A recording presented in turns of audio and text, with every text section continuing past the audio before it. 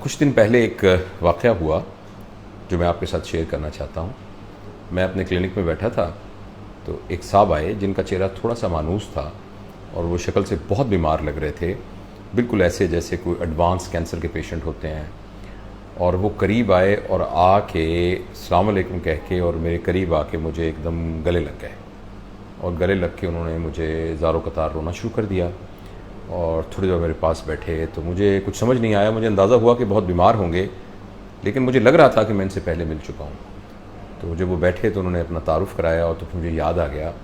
वो कहने लगे, जी मैं आपके पास 2 साल पहले आया था हर्निया का ऑपरेशन करवाने के लिए। तो उस हर्निया के ऑपरेशन के दौरान जब आपने हिस्ट्री ली तो मैंने बताया कि मैं सिगरेट पीता हूँ बहुत ज़्यादा। तो आपने ये कहा कि 10 दिन आपको सिगरेट छोड़नी पड़ेगी और उसके बाद फिर आएँ। तो ऑपरेशन के बाद भी आपने ना मेरे साथ बहुत लंबी चौड़ी गुफ्तगू की और मुझे कहा कि आप सिगरेट छोड़ दें। और आपने कुछ मिसालें भी दी और ये भी कहा कि भाई आप अपने बच्चों का ख्याल करें और अपना ख्याल करें, और अजीब अजीब बातें भी की। और मैंने इस बात को बहुत बुरा मनाया और आखिर में फिर मैंने हंसते हंसते कहा कि डॉक्टर साहब देखी जाएगी। तो फिर मैं चला गया और उस बात को मैंने तवज्जो नहीं दी। तो आपने मुझे बताया था कि कि इस सिगरेट पीने वाले को कैंसर हो सकता है और ये हो सकता है। तो डॉक्टर साहब मुझे वो खांसी चलती रही। तो 3 महीने पहले जब वो खांसी ठीक ना हुई तो मैं इस्लामाबाद में रहता हूँ, वो बताया उन्होंने। तो वहाँ वशफा इंटरनेशनल में गए तो वहाँ डॉक्टर ने देख के ये तशख़ीस किया कि उनको फेफड़ों का कैंसर हो चुका है। और शुरू में ये सोचा गया कि उनका ऑपरेशन होगा, मगर बाद में उन्हें कहा गया कि आप ऑपरेशन आपका नहीं हो सकता। और ये भी बताया गया कि आपके पास बज़ाहिर मेडिकल नॉलेज के हिसाब से सिर्फ 6 महीने हैं, क्योंकि कैंसर बहुत फैल चुका है। तो उसने कहा, जब मुझे उन्होंने ये बताया तो सबसे पहले मुझे आपका ख्याल आया और मैं यहाँ, मेरे एक अज़ीज़ हैं, मैंने उनसे बात की और मैं आपसे मिलने आया हूँ और ये कहने आया हूँ कि आपने जो मुझे उस वक्त बताया था काश मैं उसको मान लेता। अब ये मेरे लिए भी बहुत तकलीफ़ दे ये तजुर्बा था। आपने महसूस किया होगा, ये बात मैं बहुत खुशी से बयान नहीं कर रहा, बड़ी तकलीफ़ के साथ बयान कर रहा हूँ। तो मैंने तो एक अपने मेडिकल नॉलेज के हिसाब से उनको कहा था और मुझे नहीं ख़बर थी कि वो ऐसा ही होगा और उनको कैंसर हो गया। तो फिर मैंने ये सोचा कि मैं इस तजुर्बे को तमाम दोस्तों के साथ शेयर करूँ। हमारे यहाँ सिगरेट पीना तो बिल्कुल एक आम सी बात है। आप किसी सड़क पे जाइए तो लोग सिगरेट पी रहे होंगे, पब्लिक प्लेसेस पे सिगरेट पी रहे होंगे। मैं अस्पताल में काम करता हूँ, अस्पताल के कॉरिडोर्स के अंदर लोग सिगरेट पी रहे होते हैं। और फिर अजीब बात यह है कि वो जो डॉक्टर हैं जो उनका इलाज करते हैं वो भी सिगरेट पी रहे होते हैं। और उसकी वजह से न सिर्फ ये कि वो ख़ुद बीमार हो रहे होते हैं, बल्कि पूरे माहौल के अंदर एक ताफ़ुन और एक धुएँ की फ़िज़ा कायम हो रही होती है। और हम इसको बिल्कुल लाइट समझते हैं, हम समझते हैं कोई ऐसी बात नहीं है। लेकिन मैं आपको यकीन दिलाता हूँ कि मेडिकल साइंस के हिसाब से शायद और नशे वाली चीज़ें उतनी ख़तरनाक ना हों, हैं सब ख़तरनाक, लेकिन सिगरेट सबसे ज़्यादा ख़तरनाक है। और शायद ही ऐसी कोई बीमारी हो, चाहे वो मुँह का कैंसर हो, चाहे वो हलक का कैंसर हो, चाहे फेफड़ों का कैंसर हो, चाहे मैदे का कैंसर हो, हत्ता कि बड़ी आंत का कैंसर, इसके अलावा जो ब्लैडर मसाने का कैंसर, और कैंसर के अलावा जो बाकी बीमारियां हैं, जो चेस्ट की डिजीज़ेज़ हैं, क्रॉनिक ब्रोंकाइटिस है, और इसके अलावा जो टांगों में खून के शरियान के बंद हो जाने की वजह से टांगों की एम्पुटेशन करनी पड़ती है। तो इस तरह की, और दिल की बीमारियां, of course heart attack, blood pressure, तो ये सारी की सारी बीमारियां जो हैं इनका सिगरेट पीने से ताल्लुक़ है। और मुझे समझ नहीं आती कि आप ज़रा एक विजुलाइज़ करें कि एक घास की तरह की कोई बूटी है जिसको आपने कागज़ में लपेटा है और कागज़ के एक तरफ उसको आग लगा के उस धुएं को आप अंदर लेके जा रहे हैं और मुसलसल अंदर लेकर जा रहे हैं। तो आप देखिए, उस तरह का धुआं अगर आप किसी जगह पर उसको यूं करके थ्रो करें तो उसके ऊपर एक निशान बन जाता है। तो आपके फेफड़ों पे उस पर किस किस्म के निशान बन जाते होंगे। अच्छा, मैं चेस्ट की सर्जरी भी करता हूँ और मैं अपना ज़ाती तजुर्बा आपको बताता हूँ कि जब उस फेफड़े को खोला जाता है, जो कि एक स्मोकर का फेफड़ा होता है, तो वो अंदर से, मैं बड़े एहतियात से लफ्ज़ इस्तेमाल कर रहा हूँ, वो अंदर से इतना गलीज़ होता है कि बाज़ का तो उसको देख कर एक यानी तबीयत जो है उसके अंदर बोझ पड़ता है उसको देखकर, उसकी शक्ल देखकर फेफड़े की, जो कि वैसे बहुत पिंक और बहुत खूबसूरत किस्म का स्ट्रक्चर होता है।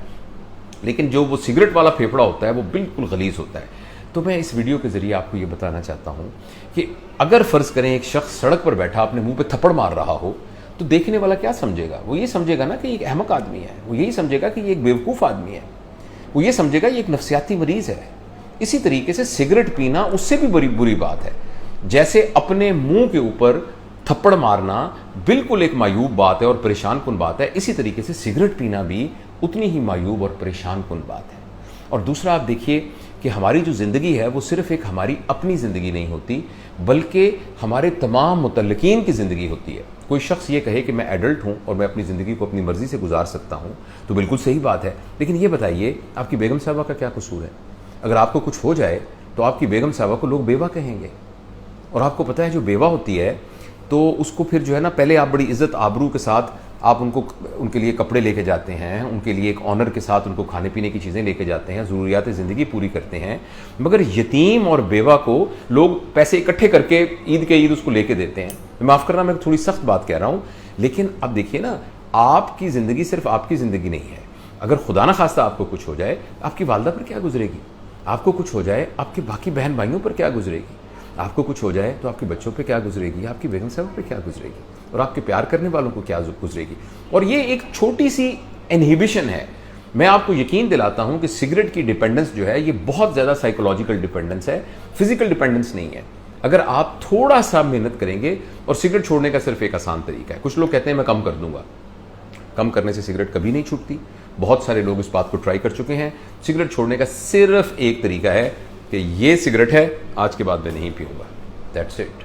मेरे जितने दोस्तों ने सिगरेट छोड़ी है वो इसी तरीके से सिगरेट छोड़ी है, और उसके बाद उनकी ज़िंदगी में बहुत पॉजिटिव इम्पैक्ट आया है। अच्छा, अलबत्ता यह है कि जो बहुत ज़्यादा सिगरेट पीते हैं तो उसके लिए निकोटीन पैचेस, निकोटीन टैबलेट्स वो अवेलेबल हैं। आप किसी माहिर डॉक्टर से बात करें। अगर आपको इतनी डिपेंडेंस होनी शुरू हो गई है कि कुछ लोगों को सिगरेट छोड़ने के बाद कुछ कब्ज़ हो जाती है, या कोई निज़ाम में कोई फ़र्क पड़ता है, या स्लीप का प्रॉब्लम होता है, तो उसके लिए आप डॉक्टर से रब्ता कर सकते हैं कि जो कि आपकी मदद कर सकते हैं। तो मैं आपको इस वीडियो के ज़रिए ये गुजारिश करना चाहता हूँ कि सिगरेट को छोड़िए। अब वेस्ट में आप देखिए, जैसे इंग्लैंड का मुझे पता है, इंग्लैंड में आप पब्लिक स्पेस में तो खैर भूल जाइए, आप अपने घर में भी सिगरेट नहीं पी सकते। अगर आप अपनी कार में सिगरेट नहीं पी सकते, और अगर आपको अपनी कार के अंदर सिगरेट वहां जरूरत पड़े तो आपको गाड़ी रोककर किसी ओपन जगह पर बाहर जाकर सिगरेट पीनी पड़ेगी। मुझे अच्छी तरह याद है, मेरा मामूजाद भाई वहाँ इंग्लैंड में रहता है, तो मैं उसके घर में था, तो वो कहने लगा भाईजान मैं ज़रा सिगरेट पी के आता हूँ। तो मैंने कहा तुम यहाँ क्यों नहीं पी लेते? तो मैं कहा मैं समझ गया, मैंने कहा ये आपका स्मोक अलार्म जो है वो बोझ पड़ेगा। कहता है स्मोक अलार्म को तो खैर मैं बंद कर लेता हूँ, ये तो मैं जानता हूँ, लेकिन पिछली दफ़ा सिगरेट पी थी तो पुलिस आके पकड़ के ले गई। तो मैंने कहा तुम्हें किसने बताया पुलिस को? तो कहने लगा आप गैस करें किसने बताया? तो मुझे नहीं पता लगा। मैंने कहा पड़ोसियों ने बताया होगा। सर पड़ोसियों को तो पता नहीं चला, मेरे छोटे बेटे ने जाके फ़ोन करके पुलिस को बता दिया, और पुलिस आके पकड़ के ले गई। देखिए ना, उस मुआशरे के अंदर स्कूल में बच्चों को बताया हुआ है कि अगर आपके वालिद सिगरेट पी रहे हैं तो बुनियादी तौर पर आपका नुकसान कर रहे हैं। तो हमारे मुआशरे में भी हमें इस लानत से और इस बुराई से छुटकारा हासिल करना चाहिए। और सिगरेट अगर आप पीते हैं तो खुदा के लिए उसको छोड़ दीजिए।